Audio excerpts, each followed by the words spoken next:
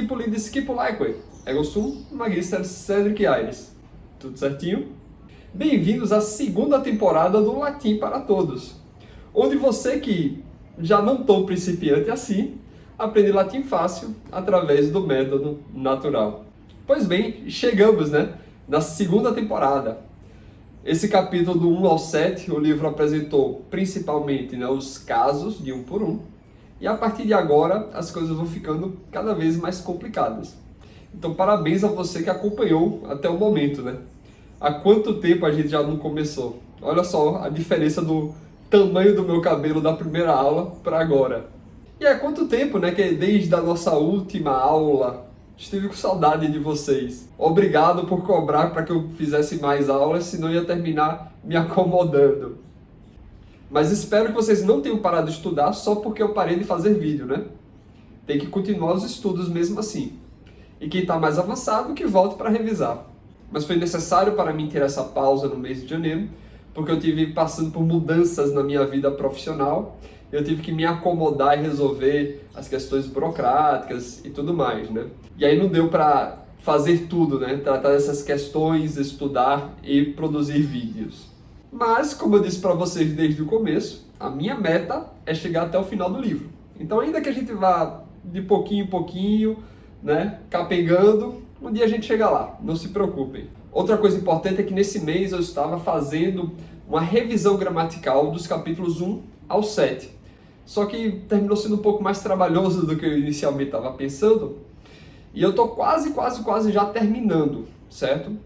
Mas como muita gente estava pedindo para eu continuar as aulas, eu decidi, não, vou gravar logo o capítulo 8.1, que é mais rápido, Já estou mais acostumado a fazer gravações desse tipo. E aí eu vou dividir esse capítulo em duas partes, só por uma questão de tempo. Eu acho que vai ser mais confortável para vocês fazer uma aula de 20 minutos e outra de 15 do que uma de 35, E aí depois dessa aula, eu posto a revisão gramatical, que já está quase pronta de estruturar, e aí depois eu vou ter que gravar, editar e postar, Mas é muito importante que vocês assistam, porque a gente vai dar uma boa recapitulada e uma boa estruturada geral daquilo que a gente vem vendo meio que aos pouquinhos, parte por parte.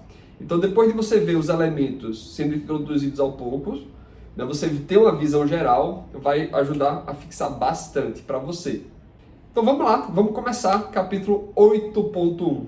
Vamos então continuar a nossa leitura no capítulo 8. E aqui veremos a taberna romana. A taberna é isso daqui, Não é a taverna medieval, tal como a gente vê nos filmes de fantasia, nos jogos de RPG. Mas é como se fosse uma loja. E aí o dono dessa taberna é o Albinus. Então vamos lá. Ecce taberna romana. Eis uma taberna romana. Lembrando que o latim não tem os artigos, então a gente tem que interpretar. Obviamente não é a única taberna romana, mas uma qualquer.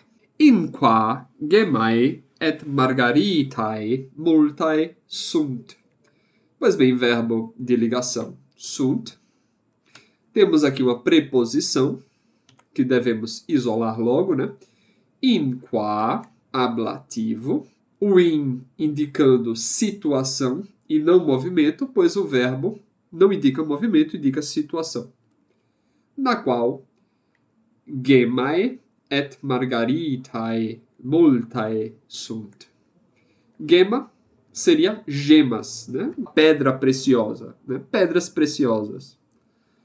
No plural. E margaritae. Margaritae são pérolas. Plural de margarita.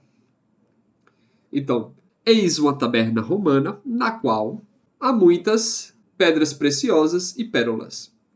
Cuius est haec taberna? Cuius, caso genitivo, de quem é esta taberna. Haec, o indicativo, apontando. Afinal de contas, já havíamos falado, eis uma taberna, e aqui essa frase está fazendo referência a esta, De quem é essa taberna? É de Albini, também genitivo, ocupando o lugar do cuius. Então, Albini est, subentendendo-se, haec taberna est albini. Albinus hanc tabernam habet. Então, albinus possui, tem, verbo transitivo direto, esta taberna. Hanc, o acusativo de haec. Haec, nominativo, hanc, acusativo. Ele está conjugando os demonstrativos. Seja haec e hanc são o feminino singular. Qui tabernam habet, tabernarius est. Aquele que possui, tem uma taberna, acusativo, é um tabernário. Ele está jogando um pouco aqui, né, com o acusativo, o genitivo e o nominativo. Albinus est tabernarius Romanus qui gemas et margaritas vendit. Então, Albino é um tabernário romano, ou seja, um lojista romano, que vende joias preciosas e pérolas, acusativo plural. Então, temos duas orações, né? O verbo est, Albinus é um lojista romano, e temos outra oração que, né, substituindo o nome de Albinus, vende pedras preciosas e pérolas. Ali tabernarii libros vendunt. Ali tabernarii libros vendunt. Ali mala et pira. Ali rosas et lilia. Então esse ali significa o quê? Uns lojistas, nominativo plural, vendem livros, acusativo plural.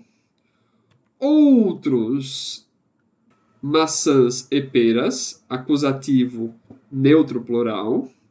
Outros, rosas e lilia. Rosas, feminino, acusativo plural. Lilia, neutro, acusativo plural.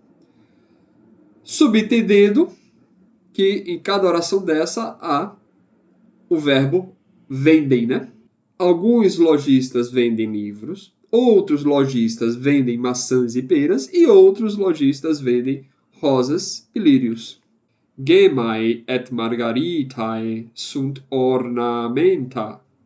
Ou seja, pedras preciosas, gemas e pérolas são joias preciosas, ornamentos, né? Aquilo que serve para adornar, para enfeitar, para deixar mais bonito. Neutro, plural. Annulus cum gema ornamentum pulcrum est. Então, o anel é uma joia preciosa, né? Um enfeite, um ornamento belo. Porém, temos uma condição aqui. Não basta o anel, mas o anel com uma pedra preciosa. Então, um anel com uma pedra preciosa é uma joia bonita. Etiam também linea cum margaritis ornamentum est. Uma linha, né, um fio.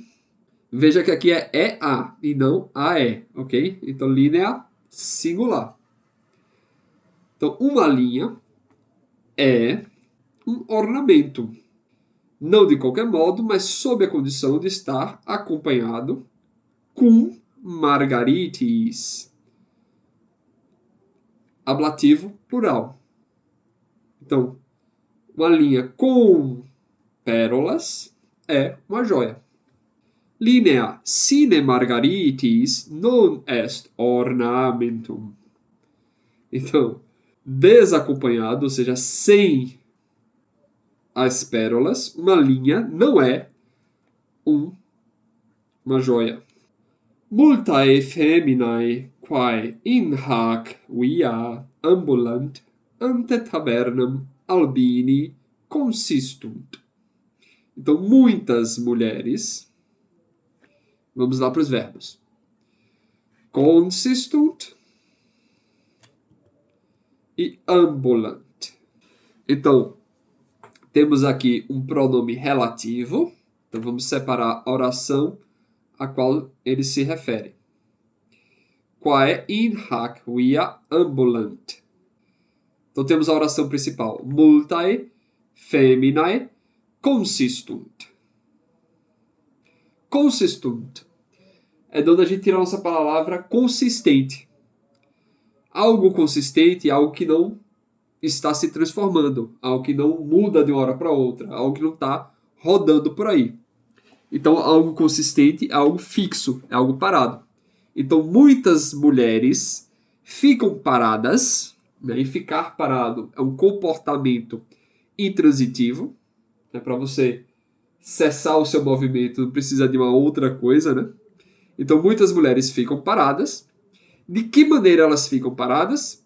Elas ficam paradas diante, né? Ante tabernam. Então, elas ficam paradas diante da loja. Acusativo, porque ante pede acusativo.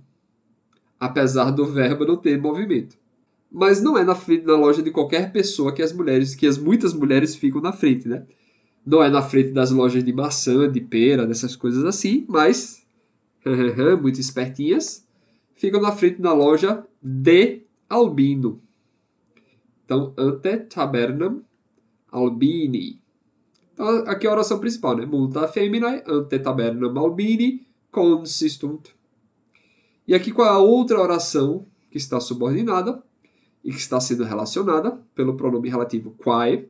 Lembrando, o pronome relativo vai pegar tanto o número quanto o gênero da palavra que está relacionando, mas vai ter um caso próprio, a depender da função sintática que exerce na oração relacionada.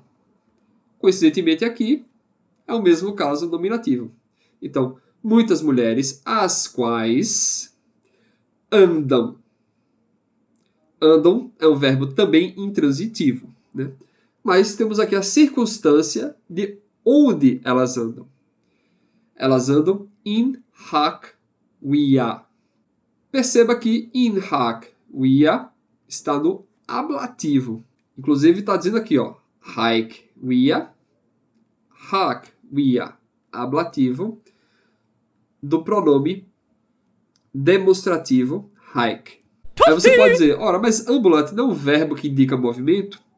E aí por que ambulant in não pediria acusativo nessa situação?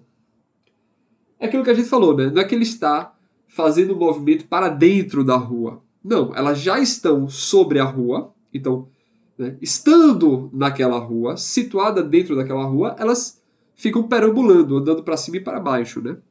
É diferente de andar entrando na rua, né? Estar fora, como se estivesse fora e passasse para a parte de dentro. Então, voltando, muitas mulheres as quais andam nesta rua, via rua, né? Param na frente da loja de albinos. Nam, e então, consequentemente, feminae ornamentis delectantur. Vemos aqui um verbo na voz passiva.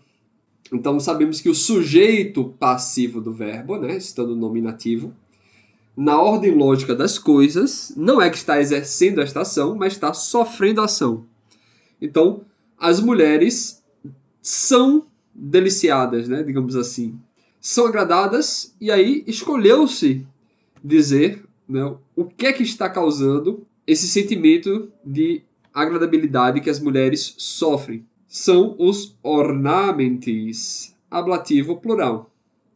E aqui nós não temos uma preposição, ab, pois não se trata de seres humaninhos, pessoas, agentes, coisas com personalidades. Estou lendo a frase inteira, né? Muitas mulheres as quais andam por esta rua param diante da loja de albino.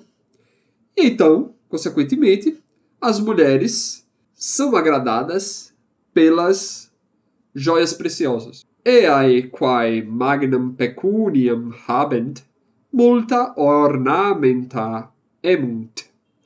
Então, eae, está aqui dizendo eae quae, né?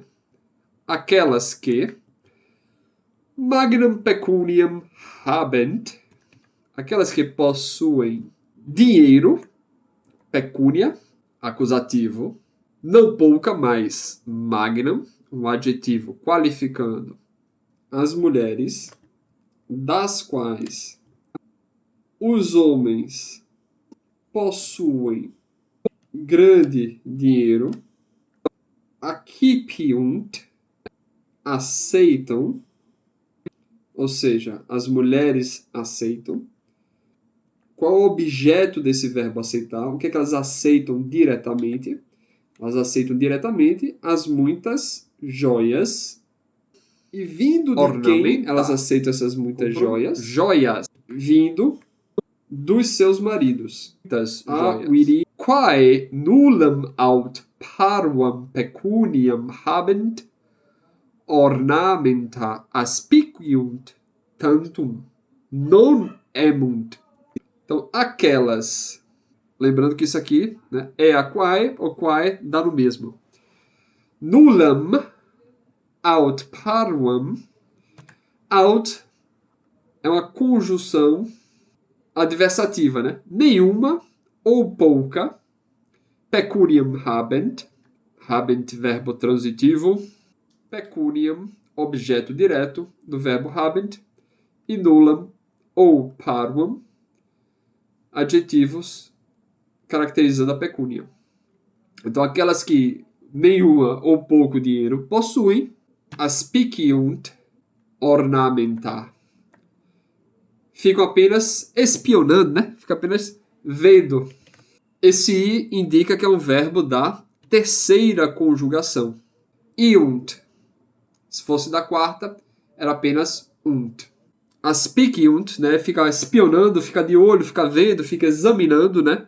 Aspiciunt é ver em direção de, né? Ad spectare. Então, aquelas as quais possuem pouca ou nenhuma grana, apenas tanto.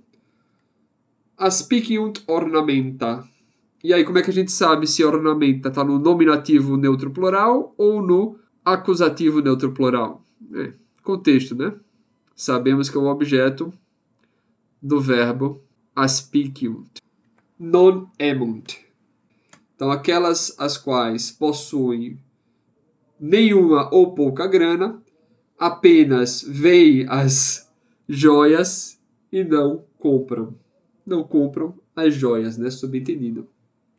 Etiam viri multi ad hanc tabernam ad eunt. Então, também, muitos homens ad eunt, vão em direção de, não é isso? Ad eunt, vão em direção de, vão aproximando-se. Ad hanc taberna, vão aproximando-se em direção desta taberna. Acusativo, acusativo. Qui magnam pecuniam habent, ornamenta emunt, et feminis dant. Qui igual a iqui. Então, aqueles os quais possuem muita grana, grande dinheiro, ornamenta emunt, et feminis dant. Temos cá dois verbos, emunt e dant. Então, emunt ornamenta, compram joias e dão às mulheres. Dativo, plural, feminino. Então, compram os ornamentos, compram as joias e dão as joias às mulheres. Ceteri russus ab eunt. E muitos, novamente, lembrando essa palavra, russus, ab eunt, vão afastando-se, saem de lá. Feminae quarum viri magnam pecuniam habent, multa ornamenta a viris suis accipium. Então, calma lá. Temos aqui dois verbos, ok? Habent e accipiunt. Então, a gente sabe que feminae vai ter que ser sujeito ou de um verbo ou dos dois. Mas calma lá. Temos aqui um pronome relativo, quarum. Então a gente sabe que na verdade se trata de duas orações. Uma principal e outra que está sendo relacionada a esta. Então dividimos aqui, entre fêmea e quorum, o início da oração subordinada e fechamos aqui no final deste verbo. Então a frase principal diz o quê? As mulheres aceitam... Tarará, tarará, tarará. Passemos para a frase interna. Quorum, a gente falou que, sendo um pronome relativo, ele vai pegar o que da palavra principal? Da palavra original que está sendo substituída. O número e o gênero. Então sabemos que essa palavra aqui tem que ser o quê? Feminino, plural. Porém, o caso do pronome relativo é independente da palavra original a qual ele está substituindo. Mas vai depender da lógica interna dessa oração daqui. Então vamos lá. O verbo dessa oração relacionada é habent. Então a gente sabe que o sujeito vai ter que estar no plural. Quais são as palavras que indicam o caso nominativo nessa oração? A gente sabe que magnum pecuniam, primeiro, é singular, né? E segundo, está no acusativo. Então não pode ser esse. A gente sabe que a palavra wiri só pode ser duas coisas. Ou plural, nominativo, olha o forte candidato, ou genitivo singular. Nessa terminação que a gente conhece, essa ambiguidade do ir com Macron. Então vamos ver a última palavra que está sobrando para fazer o tira-teima. Sabemos que é um pronome relativo. E se ainda não decoramos a tabelinha, sabemos que não poderia ser o caso nominativo, que é qui, quae, quod no singular e qui, quae no plural.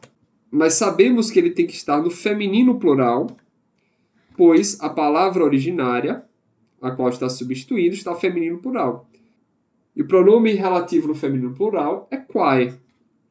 Quorum, na verdade, está no genitivo feminino plural. Então, o iri aqui é, de fato, o nominativo plural e não o genitivo singular.